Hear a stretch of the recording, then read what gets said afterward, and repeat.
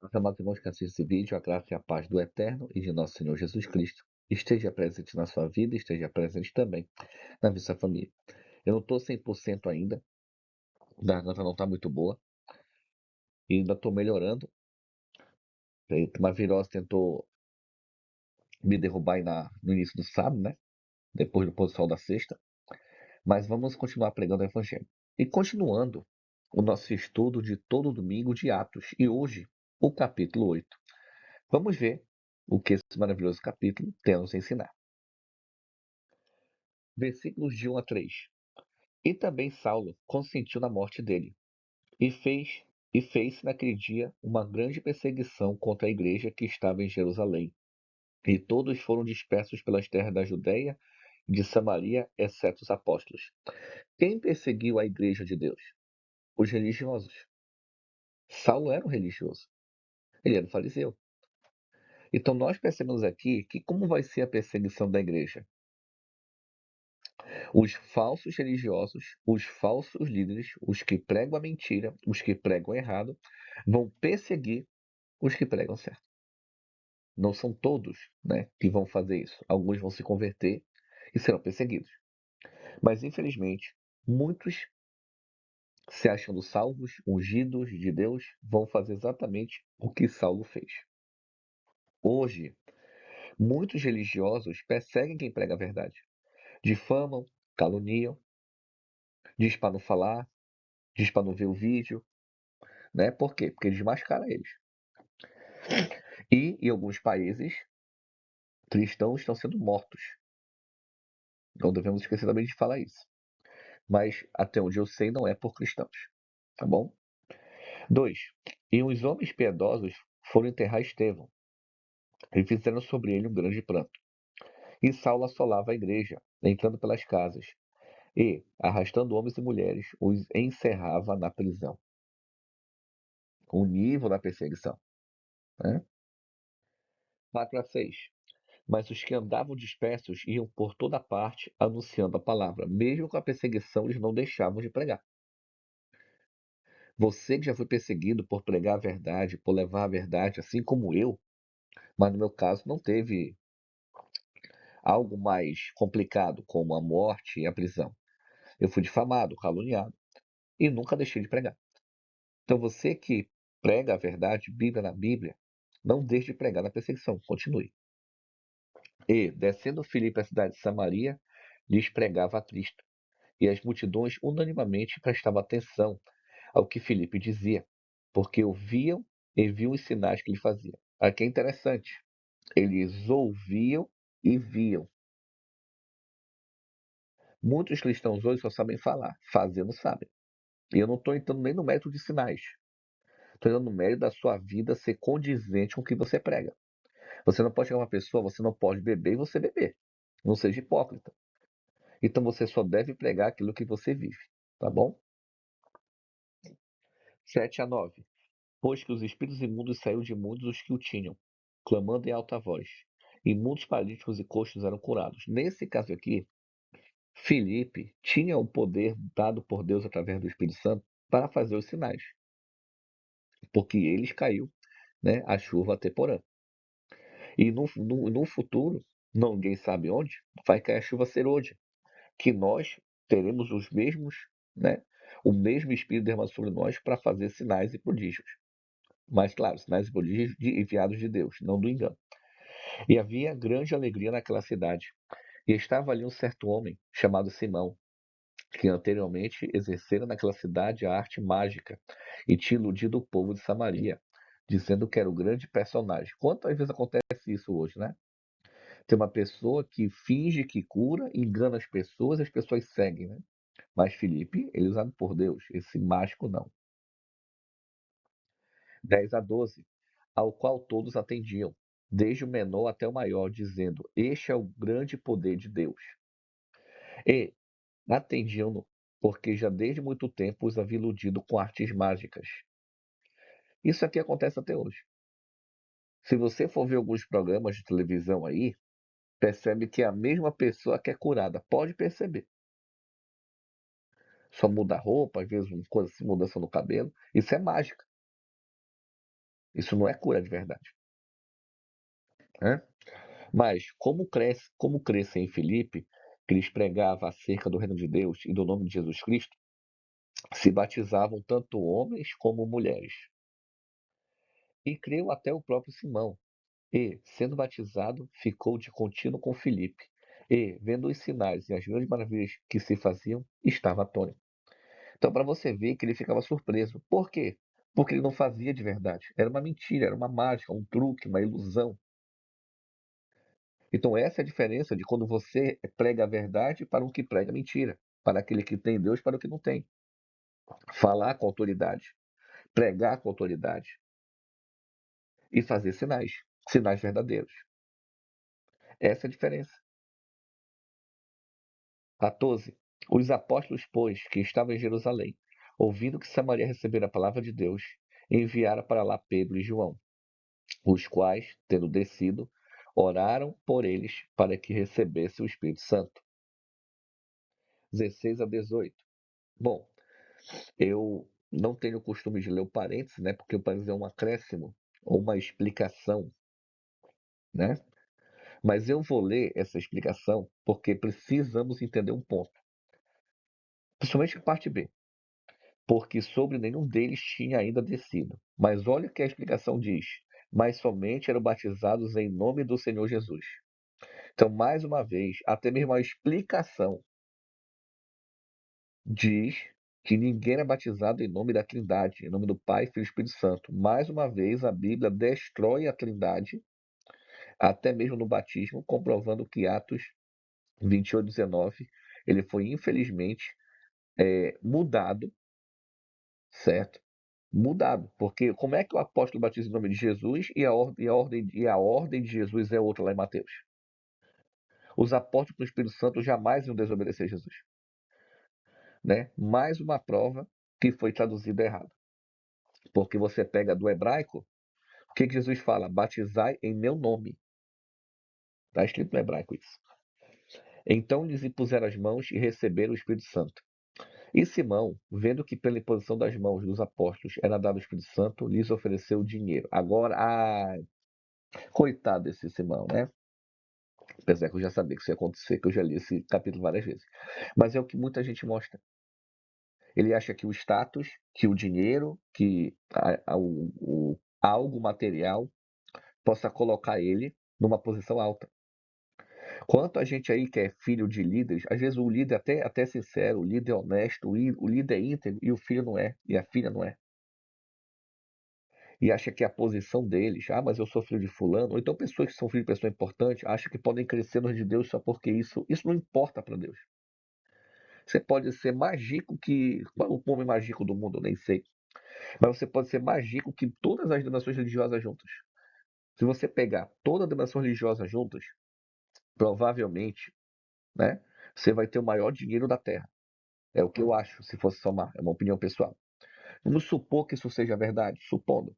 Se você pegar todo o dinheiro de todas as religiões juntas, isso não quer dizer nada para Deus, né? Infelizmente, Simão pisou mais na bola aqui, dizendo: dai-me também a mim esse poder, para que aquele sobre quem eu puser as mãos receba o Espírito Santo. Mas disse-lhe Pedro: o teu dinheiro seja contigo para a perdição, pois cuidaste que o dom de Deus se alcança por dinheiro. Tu não tens parte nem sorte nesta palavra, porque o teu coração não é real diante de Deus. E é o que muita gente, infelizmente, está. Sabe a pessoa que usa o poder dela, o cargo dela, o dinheiro dela, para tentar mandar nas coisas, para tentar botar opinião na igreja, que a igreja quer tem que fazer do jeito dela, também entra nesse caso aqui. Eu conheço igrejas que tem gente lá que tem muito dinheiro. Não posso dizer que é rico, mas tem muito dinheiro. E a pessoa quer mandar e desmandar na igreja. Não, é porque tem que me avisar, tem que ser do meu jeito. É isso aqui. Só porque a pessoa acha que tem dinheiro, ela acha que pode mandar na igreja. Tá aqui, ó. É o que muitas vezes acontece, sabe? A pessoa que usa o cargo para poder se livrar, talvez, de uma disciplina, é a pessoa que usa uma influência política, faz politicagem dentro da igreja. Como assim? Olha, eu sei teu podre, Fica calado, senão eu falo o teu.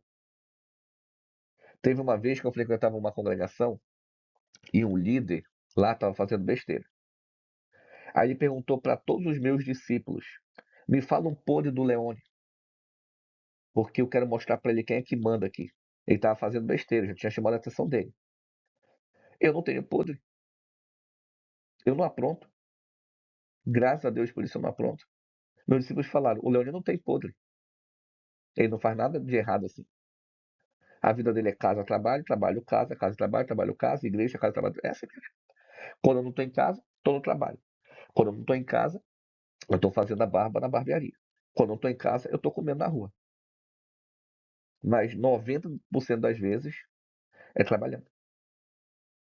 Eu não faço problema, eu não apronto porque eu não quero problema. Eu tenho essa ideia. Eu não vou aprontar porque se eu aprontar eu vou colher. Eu não quero plantar coisa errada para colher coisa errada. Então ele tentou fazer isso comigo.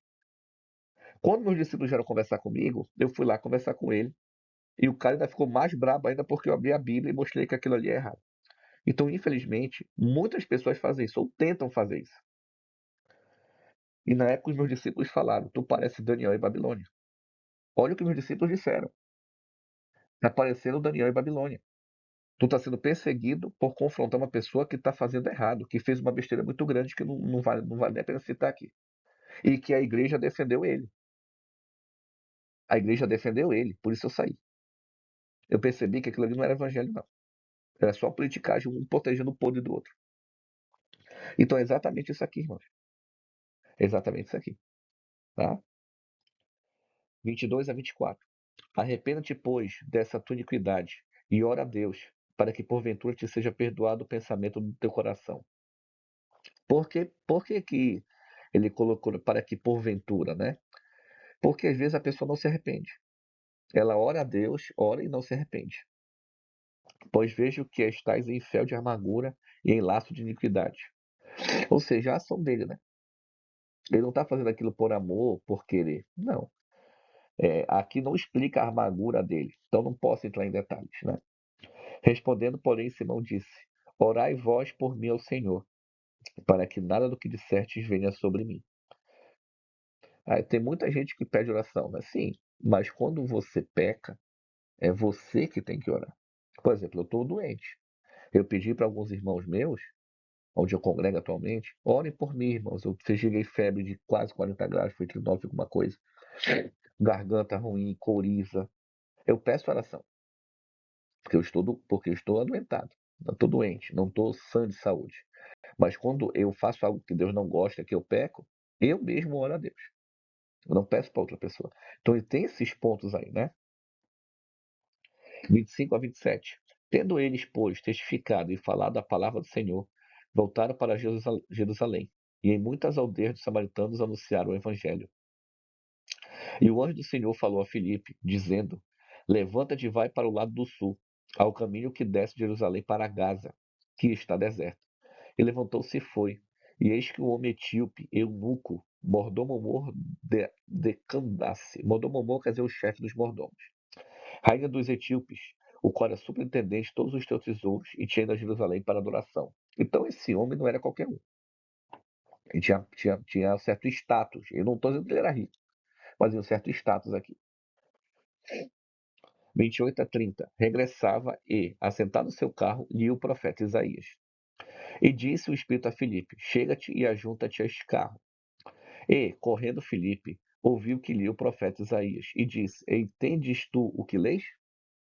Muitas pessoas hoje abrem a Bíblia, independente do seu status social, independente da posição que ele tem, e ele não entende. Por quê? Porque a Bíblia é um livro espiritual. A pessoa pode ser sincera com Deus, mas não tem maturidade espiritual para entender. Outros, né? Para quem assistiu nossa pregação de ontem, vai ler e nunca vai entender, porque é muito carnal, soberbo, arrogante e tal. Então existe diferença, né?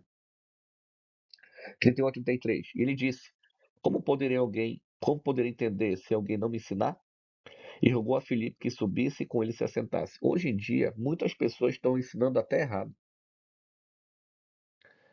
Muitas pessoas me mandam alguns vídeos, isso aqui está certo, isso aqui está errado. Aí eu sou justo. Esse ponto está certo, esse ponto está certo, esse aqui não está na Bíblia, não sei de onde ele tirou, e vai.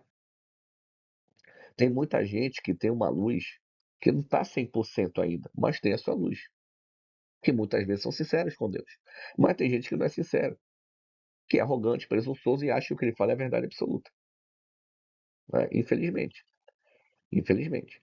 Então, é esse que é o ponto que temos que entender. É esse que é o nosso meio. Entende? Será que quando você assiste algum vídeo a pessoa está ensinando certo? Como é que eu sei? Você tem que estudar e abrir a Bíblia para saber se está ensinando certo. Você que me segue, eu fico feliz. Louvado seja Deus por isso. Mas eu também desejo que você abra a Bíblia e estude. Você tem que comprovar, tá bom? Estude e veja se o que eu falo é certo ou errado. É 100% certo, eu assim acho. Mas você tem que ter essa certeza, você tem que estudar. É assim que os tessalônicos faziam com Paulo. Eles estavam com a Bíblia aberta, vendo a pregação de Paulo, ver se estava escrito realmente. Se todo mundo pegasse uma pregação que veio na internet, abrisse a Bíblia e visse se estava escrito ou não, muito falso pastor já tinha caído. Muita igreja aí que se diz não sei o quê, que se diz isso, porque nós, né, só de quem segue esses profetas e profetizadores aí que são guiados pelo inimigo, já tinham fechado, olha, há muito tempo. Por que prega o que não está escrito? E ainda tem gente que defende, né? É incrível. E o lugar da escritura aquele dia era esse. Foi levado como ovelha como para o matador. Vê, como está mudo o cordeiro diante do que o tosquia. Assim não abriu a boca. Isaías 53, né? Na sua humilhação foi tirado o seu julgamento. E quem contará a sua geração? Porque a sua vida é tirada da terra. Aqui é o próprio Jesus Cristo. De 34 a 36. E, respondendo eunuco a Filipe, disse: Rogo-te, de quem diz isto o profeta? De si mesmo ou de algum outro? Então Filipe, abrindo a sua boca e começando nesta escritura, lhe anunciou a Jesus. Então é justamente isso. Quando você vai tirar dúvida de alguém da Bíblia, você tem que ver se a pessoa vai explicar a Bíblia na Bíblia. Quantas pessoas eu pergunto, às vezes, uma coisa básica, quando tem a chance de conversar, quando tem a chance de ter um diálogo. Ah, mas isso aqui está implícito. Mas me mostra que está implícito, abre a Bíblia. Não, mas veja só. Então, meu amigo, eu não faço nem questão de mais ouvir. Por quê? Porque nós temos que seguir o que está escrito. Eu não tenho que seguir o que não está escrito. O que não está escrito é do diabo. O que está escrito é de Deus. Aí como é que eu vou seguir alguém que se... Ah, mas eu sou doutor em paleontologia, porque eu sei escatologia. Eu sei essas palavras difíceis também. Mas para mim não serve para nada. Eu não vou chegar aqui e falar bonito para vocês e ficar pregando o que não está escrito. Isso não me interessa. Eu não vou falar bonito aqui. É exatamente o que Felipe fez. Ele não falou bonito. Ele pregou Bíblia na Bíblia. Ele explicou que Isaías, esse ponto, era Jesus Cristo. E está certo. Ele é o Cordeiro de Deus. João fala isso no capítulo 1. Então temos que entender. 36. E, indo eles caminhando, chegaram a uma certa água, e disse eunuco: Eis aqui água, que impede que eu seja batizado? O que que muita gente fala por aí? Você tem que se preparar para ser batizado, porque veja só, porque é sempre isso. Não. Você entendeu quem é Jesus Cristo. Você entendeu biblicamente a doutrina. Você entendeu tudo o que é preciso para seguir a Deus através de Cristo. Você já pode ser batizado. E olha o que Filipe fala. 37. E disse Filipe: É lícito, se crês de todo o coração. E respondendo, ele disse: Creio que Jesus Cristo é o Filho de Deus. Opa! Ou vamos ler o 37, só o finalzinho, para não cair na mentira de Babilônia. Creio que Jesus Cristo é o Filho de Deus. O eunuco, o eunuco não disse: Creio que Jesus Cristo é o Deus Filho. Não seja enganado por Babilônia de Satanás. A Bíblia não chama Jesus de Deus Filho. Jesus não é um Deus. Vou colocar aqui abaixo o vídeo sobre isso, se você quiser aprender mais. 38. E mandou parar o carro, e desceram ambos à água, tanto Felipe como Eunuco, e o batizou. O que isso significa aqui, irmãos? Tem gente que fala assim: só vou me batizar quando eu mudar de vida. Então você não vai se batizar nunca. Porque a mudança de vida vem através de Deus. Deus passa para Cristo e Cristo passa para nós através do Espírito. Lendo a palavra. Quem nos muda é Deus, não é a gente que muda. Mas, claro, nós temos que querer a mudança. Não adianta eu falar que eu quero mudar e você realmente não quer. Entendeu? Deus não força ninguém a nada. Então, é isso que temos que entender. Muita gente tem essa luta pelo batismo, né? Não sei explicar o motivo. Muitas vezes é uma luta espiritual e muitas vezes é algo que ela não está ainda, ou não compreendeu, não está pronta, né? E quantas pessoas que eu conheci uma ou duas pessoas essa semana, né? Que são batizadas e nem acreditam em Deus. Foram batizadas porque o pai é líder, porque o pai é pastor, porque o pai é aquilo, porque a mãe é aquilo, mas não acreditam. É uma coisa complicada, né? Isso é uma coisa complicada. Mas não estou julgando, irmãos. Estou contando um fato, né? Um fato. Cada um acredita no que quer. Eu respeito. Versículo 39. E, quando saíram da água, o Espírito do Senhor arrebatou a Filipe.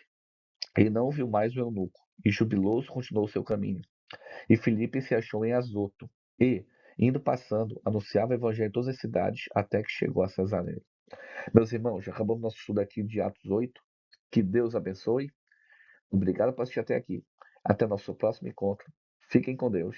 Um ósculo santo a todos.